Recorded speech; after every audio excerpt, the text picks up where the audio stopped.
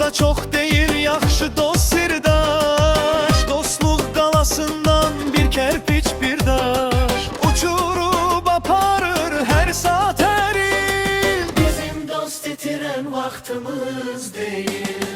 Bir könül həmdəmi tapana qədər, can evi illərlə olur dərbədər. Var dövlət dünyada gəlib də gedər, hər şeyə göz yumub dosta etməyir. Bizim dost itiren vaxtımız değil.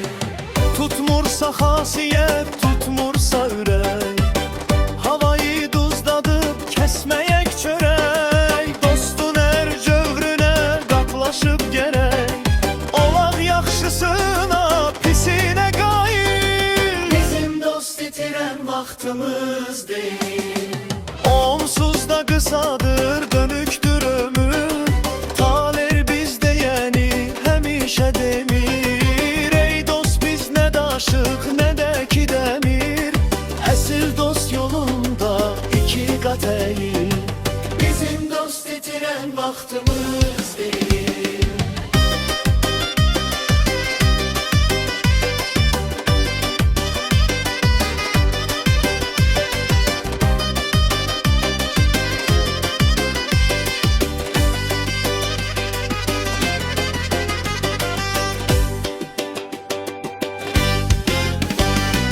Dünyanı tutluğa qalan deyilik, əbədi məskəndə salan deyilik.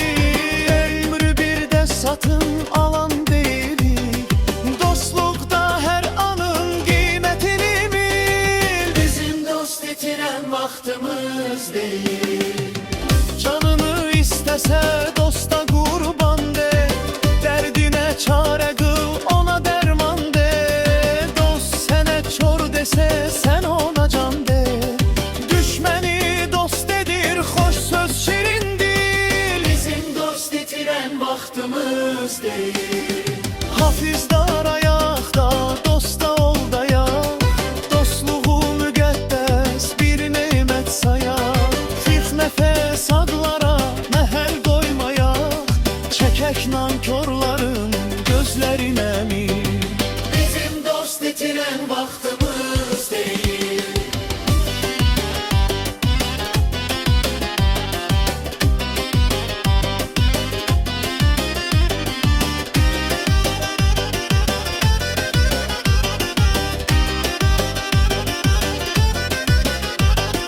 Bizim dost itiren vaxtımız